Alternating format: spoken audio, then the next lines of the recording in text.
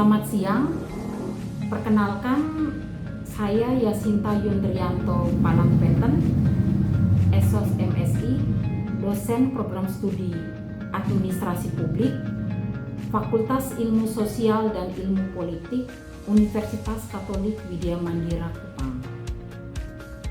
Pada kesempatan ini, saya akan menjelaskan terkait mata kuliah yang saya ampu, yaitu mata kuliah Birokrasi dan Governance. Mata kuliah ini adalah mata kuliah wajib dan merupakan rumpun mata kuliah keilmuan pada program studi administrasi publik di Unbira.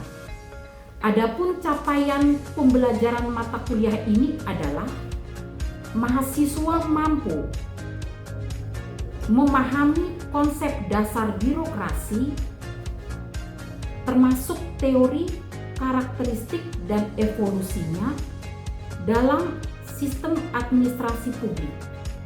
Mahasiswa pula mampu menganalisis secara kritis fungsi dan peran birokrasi, memahami prinsip-prinsip governance, mengidentifikasikan aktor governance, menganalisis isu-isu kontemporer dalam birokrasi dan governance, seperti korupsi, etika administrasi, reformasi birokrasi, dan inovasi dalam pelayanan publik.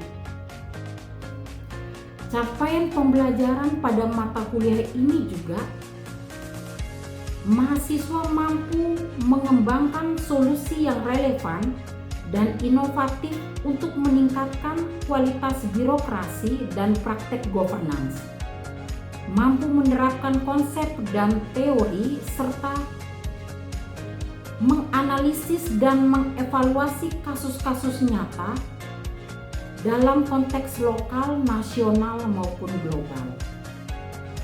Sementara itu, deskripsi mata kuliah ini adalah pada mata kuliah ini mahasiswa mengkaji secara mendalam mengenai struktur, fungsi, dan dinamika birokrasi dalam konteks administrasi publik modern. Mahasiswa akan diajak untuk mengkaji berbagai teori birokrasi, evolusi perkembangannya, serta peran krusial birokrasi dalam implementasi kebijakan publik. Selain itu, mata kuliah ini juga akan fokus pada konsep governansi publik yang meliputi prinsip-prinsip tata kelola yang baik atau good governance, akuntabilitas, transparansi, partisipasi publik, dan penegakan hukum. Mahasiswa juga akan mempelajari bagaimana interaksi antara birokrasi, pemerintah, masyarakat sipil, dan sektor swasta, membentuk sistem governance yang efektif dan responsif terhadap kebutuhan publik. Dengan demikian, kemampuan yang diharapkan setelah mahasiswa mempelajari mata kuliah ini adalah: yang pertama, mahasiswa mampu menghayati dan mengamalkan nilai, norma, dan etika dalam proses pembelajaran. Yang kedua, mahasiswa mampu menguasai konsep dasar birokrasi, teori-teori birokrasi, serta evolusi dan karakteristiknya dalam konteks administrasi publik. Yang ketiga, mahasiswa diharapkan mampu menganalisis peran birokrasi dalam proses perumusan, implementasi, dan evaluasi kebijakan publik. Yang keempat, memahami secara komprehensif konsep governansi publik, prinsip-prinsip tata kelola yang baik atau good governance, serta dimensi-dimensi yang terkait akuntabilitas, transparansi, partisipasi, dan rule of law. Yang kelima, mengidentifikasi dan menjelaskan peran berbagai aktor dalam sistem governansi publik, termasuk pemerintah, masyarakat sipil, dan sektor swasta. Yang keenam, menganalisis isu-isu kontemporer dan tantangan dalam birokrasi publik seperti korupsi, etika birokrasi, kualitas pelayanan publik, dan inovasi governansi. Yang ketujuh, mengembangkan pemikiran kritis dan solusi inovatif untuk mengatasi permasalahan birokrasi dan meningkatkan kualitas governansi publik. Yang kedelapan, menerapkan dalam studi kasus di mana mahasiswa mampu menerapkan konsep dan teori birokrasi serta governansi publik dalam menganalisis studi kasus nyata di berbagai tingkatan pemerintahan.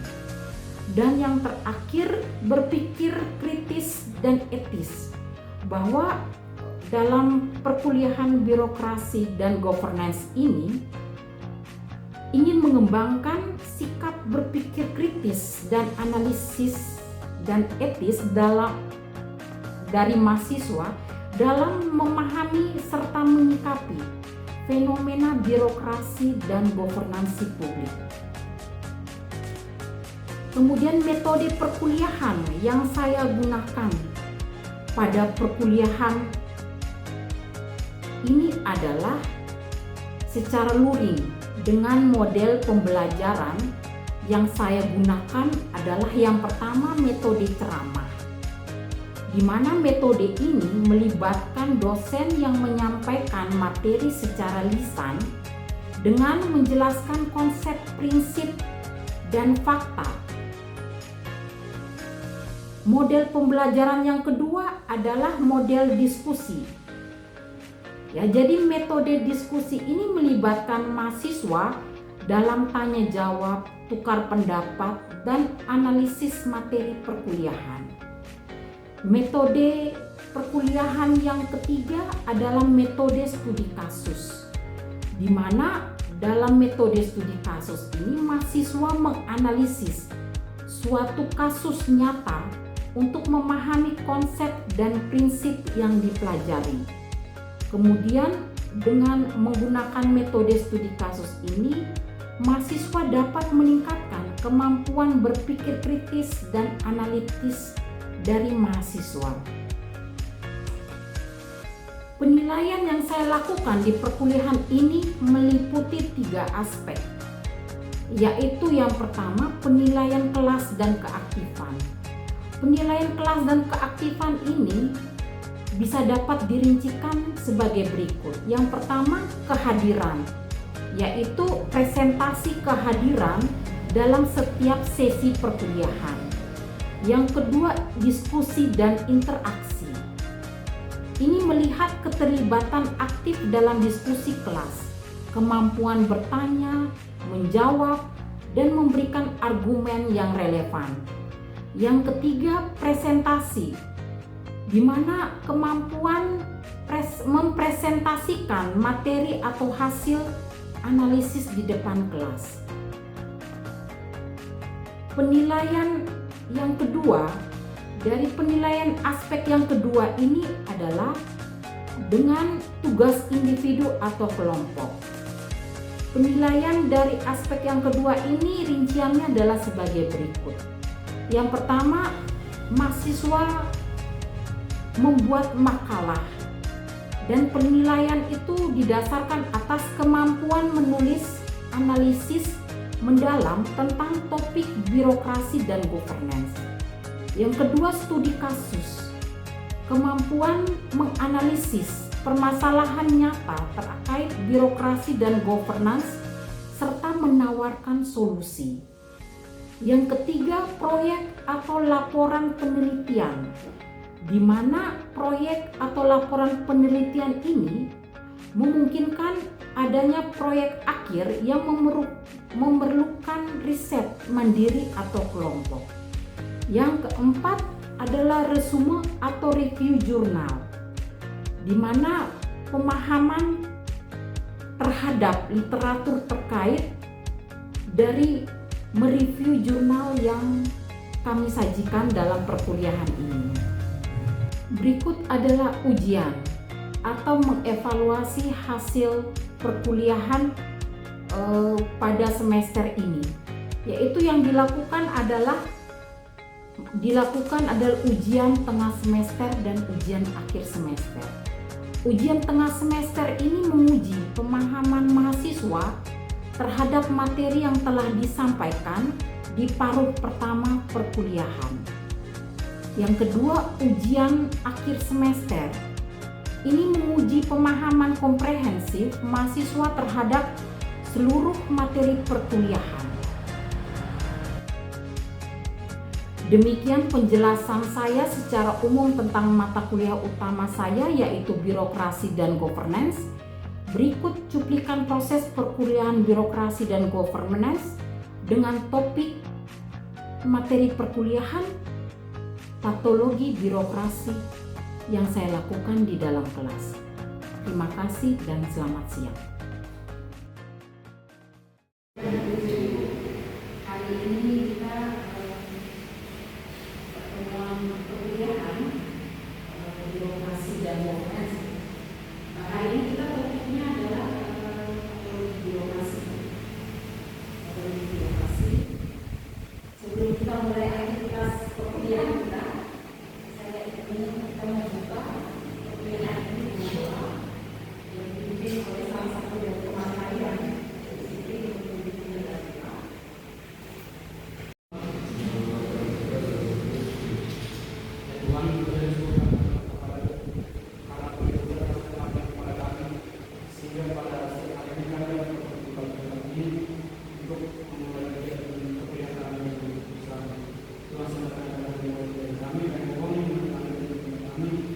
Sehingga apa yang kami terima dari proses atau bermanfaat bagi masyarakat. Semoga dalam ini kami sampaikan kepada kami dan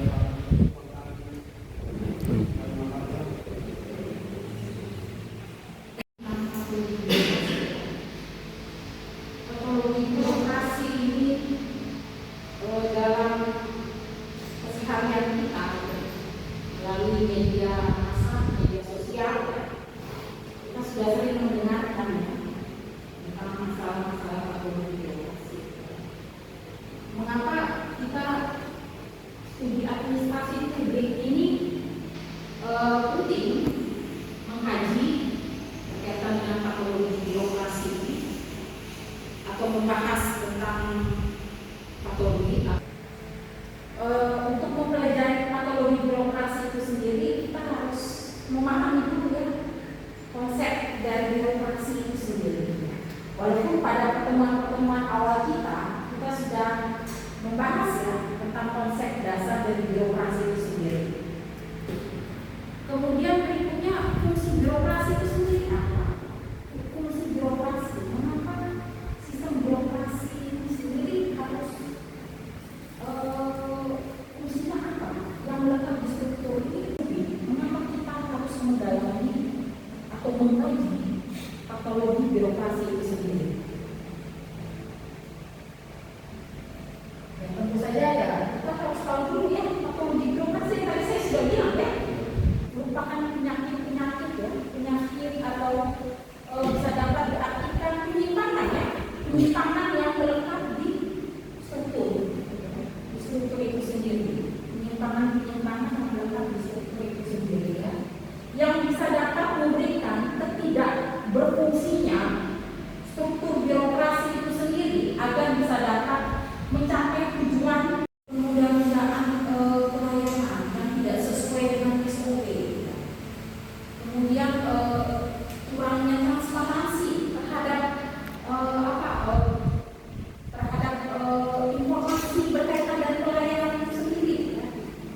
Ya, jadi itu semuanya berkaitan dengan manifestasi patologi birokrasi itu sendiri ya.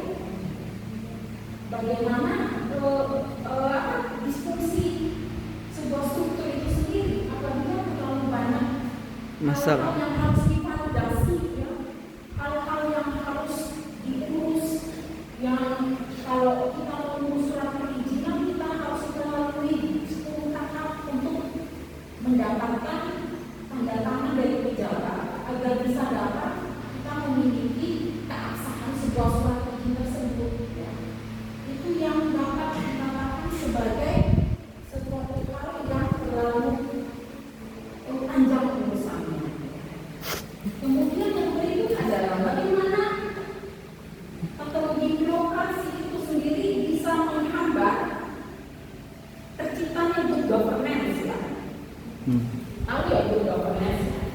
kebencanaan menciptakan tata pemerintahan yang baik. Iya Bu. Tata pemerintahan yang baik, prinsipnya apa saja? Kira-kira salah satu kalau hasilnya prinsip tata pemerintahan yang baik, salah satunya apa?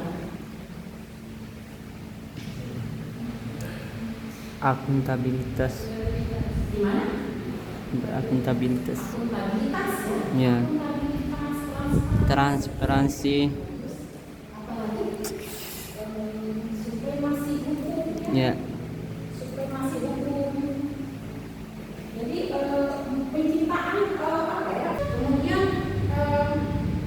jenis patologi yang berkaitan dengan penyebabnya ya, penyebab patologi birokrasi itu sendiri ya. Penyebab patologi birokrasi itu sendiri tadi kita sudah lihat ya. Tadi sudah dikatakan teman kalian. Nama panggilnya siapa? Rio. Rio, ya. Kita tadi mengatakan budaya organisasi melalui kurangnya kerjasama, koordinasi, komunikasi. Kemudian kita melihat dari struktur juga ya. Struktur tadi ada teman kalian yang mengatakan bahwa urusan terlalu berbelit-belit ya. Urusan terlalu berbelit-belit itu akan berimbas pada struktur ya. Kita melihat bahwa desain organisasi yang tidak efektif ya. Desain organisasi yang tidak efektif, hierarki yang terlalu panjang, pembagian kerja yang tidak jelas. Jadi kurangnya koordinasi antara unit itu tadi. Kira-kira penyakit birokrasi yang berasal dari internal ini apa? Internal organisasi. Ya, dari dalam organisasi itu sendiri ya. Kira-kira contoh konkretnya apa? Misalnya apa? Kalau sumber dari dalam organisasi, kira-kira penyebab yang menimbulkan aspek patologis di dalam organisasi itu sendiri apa? Tidak ada yang kerjasama, bagus ya. Itu namanya kategorikan dari budaya dalam organisasi itu sendiri ya. Ya. Budaya organisasi itu tidak mendukung adanya koordinasi yang baik, adanya komunikasi yang baik ya, antara pelayanan, lembaga pelayanan dan pemerintah. Ya, itu merupakan apa ya, sumber internal ya. Contoh kasusnya di sini adalah kematian ibu dan anak karena tidak dilayani dalam proses melahirkan secara sesar di rumah sakit PCI Garis Mengkini karena ketiadaan dokter anestesi. Bagaimana bisa rumah sakit yang memberikan layanan publik berkaitan dengan kesehatan yang dimiliki oleh Pemda itu tidak memiliki tenaga ahli anestesi yang sangat dibutuhkan oleh masyarakat dalam memberikan pelayanan. Kemudian eksternal, apa itu? Pengaruh dari luar. Kalau di luar, mana? Eksternal. Kalau eksternal, kira-kira aspek yang apa yang tentu saja ada hal-hal di luar dari organisasi ya. Apa kira-kira? Intervensi politik ya misalnya. Intervensi politik yang ikut campur ya dalam penentuan kebijakan publik. Kemudian adanya faktor individu yang menciptakan patologi birokrasi itu sendiri tetap ada di struktur birokrasi itu sendiri. Kira-kira apa faktor individu yang memberikan sumbangsi besar terhadap patologi terciptanya patologi birokrasi? Faktor individu berarti Korupsi. keterampilan pribadi. Ya. Dia tidak memiliki Kompetensi ya. apalagi Korupsi Bu. korupsi. Ya. Korupsi itu berkaitan dengan etika dan moral ya. Ya Bu. Dia tidak memiliki rendahnya moral dan etika ya. Tidak memiliki kompetensi. Ada lagi kompetensi, tidak memiliki kompetensi, tidak rendahnya etika dan moral itu sendiri. Nep- Namanya kompetensi. Nepotisme Bu. Nepotisme, ma'ruf. Nepotisme itu juga berkaitan merupakan imbas dari ya rendahnya moral dan etika pegawai. Motivasi kerja yang rendah, motivasi kerja yang tidak tadi ya, itu juga memberikan dampak ya. Ya jadi etika dan moral itu sendiri ya, yang harus pertama etika dan moral ya, kira-kira apa? Etika dan moral pegawai yang bisa dapat memicu dalam memimpin lembaga Ha- Harus hormat, Bu. gila hormat Ya. gila hormat, arogan ya. Arogan. Oh ya arogan, sombong ya. Arogan. Maunya keputusan itu harus ada di dia. Ya, Bu. Jangan memberikan kesempatan untuk orang lain untuk campur ya. Itu individual ya. Itu individual. Ya. Figur-figur yang feodalis itu siapa ya? Arogansi merendahkan masyarakat ya. Itu sifat-sifat feodal. Dia mendatang juga yang masih dipinang, pakai kain, nyeker, tidak pakai senang. Ya dia harus untuk tidak dihargai ya, tidak dihargai ya. Orang begini itu yang jangan sampai rekeningnya digit ya. Pada kita yang rekeningnya hanya yang dipakai Pak. Ya. Orang-orang yang seperti itu yang merusak struktur itu sendiri ya. Ya. Yang akan menimbulkan pelayanan yang tidak adil. Iya. Sifat-sifat feodal itu kan ya. Iya. Menghargai masyarakat, arogan, ya. Kemudian acuh-acuh itu tadi ya. Memprioritaskan, menunjukkan sikap-sikap, menunjukkan bahwa saya ini yang paling berkuasa. Ya. Kalau saya tidak memberikan validasi atau memberikan keputusan, saya tidak akan bisa dapat melanjutkan kegiatan selanjutnya. Ada sifat-sifat feodal itu sendiri yang bisa dapat menimbulkan tetap adanya aspek-aspek ontologis di dalam organisasi. Itu bahaya banget ya, sikap netralitas seperti itu. Sama juga dengan rasa superioritas yang di birokrasi. Superioritas itu tadi ya, paham ya superioritas. Kemudian apa dari individual, dari lingkungan, penyebab lingkungan itu sendiri sistem korupsi sistem politik yang korup. Kira-kira penyebab patologi dari berdasarkan sistem politik yang korup itu sendiri realnya seperti apa kalau kita saat ini? Timbulnya patologi birokrasi berdasarkan lingkungan di sekitar organisasi karena lingkungan karena aspek politis sistem politik yang korup. Tidak berjalannya kebijakan, Bu. Yang pegang kamera yang jauh itu ya suara masuk ya. Tidak jalannya kebijakan, Bu, yang telah disepakati karena ada aspek korupsinya, Bu. Gimana? Tidak berjalannya kebijakan, Bu. Tidak berjalan. Kebijakan yang telah ditentukan, misalnya ada perencanaan untuk melakukan pembangunan di suatu tempat, akan tetapi karena adanya korupsi makanya dananya berkurang dan perencanaan kebijakan tersebut tidak jadi untuk dilaksanakan. Jadi ya itu karena peran kebijakan, peran membuat kebijakan itu sendiri ya. Ya, Bu. Mungkin ada yang lain rendahnya apa sistem politik yang korup itu misalnya ya tadi mungkin juga bisa dikaitkan ya dengan campur tangan politis ya. Ya. Di dalam urusan administrasi birokrasi itu sendiri ya. Ya, Bu. Sendiri ada menurunnya kualitas layanan, menurunnya kepercayaan publik, public trust itu sendiri, bisa dapat meningkatnya ketidakadilan sosial, ketidakadilan sosial, lemahnya penegakan hukum, dampaknya itu akan signifikan seperti itu ya.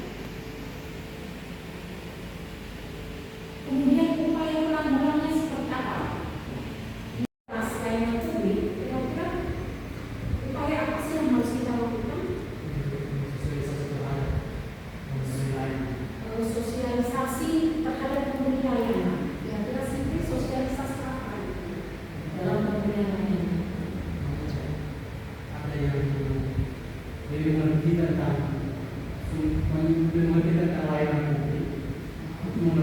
sudah memberi arahan pasti. arahan pada pelaku pelayanan itu sendiri, dengan sosialisasi. Buat peraturan kebijakan. Terus itu artinya itu ya menciptakan ya, regulasi yang mempersingkat ya, menciptakan regulasi ya, penyederhanaan regulasi ya, untuk mempersingkat penyederhanaan regulasi dalam pelayanan publik itu sendiri. Kira-kira contoh konkretnya apa? Ya, penyederhanaan regulasi itu sendiri yang bisa dapat menimbulkan peluang untuk terjadinya korupsi ya. Jadi salah satu contoh yang tadi beliau bilang mengenai penyusunan ulang regulasi tadi itu ternyata sudah dilakukan oleh pemerintah, dan regulasi yang lebih simpel ini akan disosialisasikan menurut Siti tadi ya kepada lembaga pelayanan publik itu sendiri. Itu nama kebijakannya online single submission OSS. Ini khusus pelayanan perizinan usaha ya, perizinan lain yang terintegrasi dengan elektronik ya, meminimalisir masyarakat dengan lembaga pelayanan untuk bertatap muka. Karena kalau sering bertatap muka, bertemu langsung, itu akan memberikan peluang untuk melakukan praktek-praktek korupsi. Kemudian di sistem tersebut itu terekam ya. Itu kan dampaknya banyak ya, adanya transparansi dalam pelayanan ya, biaya pelayanannya jelas ya, informasi pelayanannya jelas, kemudian dokumen administrasinya itu bisa dapat dipertanggungjawabkan ya, dari hasilnya tentunya akurat, karena informasi yang diterima oleh masyarakat itu cukup jelas, biayanya cukup jelas, prosedurnya, penyelesaian pelayanannya itu juga cukup jelas ya. Karena semuanya tersistem di dalam sebuah sistem elektronik yang diintegrasikan atau terintegrasikan dengan produk-produk layanan, yaitu pelayanan perizinan tadi. Untuk itu perkuliahan hari ini saya akhiri sampai di sini. Ya, Bu. Terima kasih atas diskusi kita hari ini. Kita menutup perkuliahan ini dengan doa. Siti, saya minta Anda menutup perkuliahan. Dan Bapak Gereja. Tuhan, Yesus kasih Tuhan, nama kita kepada kami, sehingga kami seperti yang dapat kami yang kami beri. Tuhan sembahkan Tuhan ke tempatnya. Silakan yang masih yang mohon itu akan dari Tuhan kebenaran sudah dapat diberi sama Tuhan. Tuhan ini kami para yang ada di dalam Tuhan. Amin.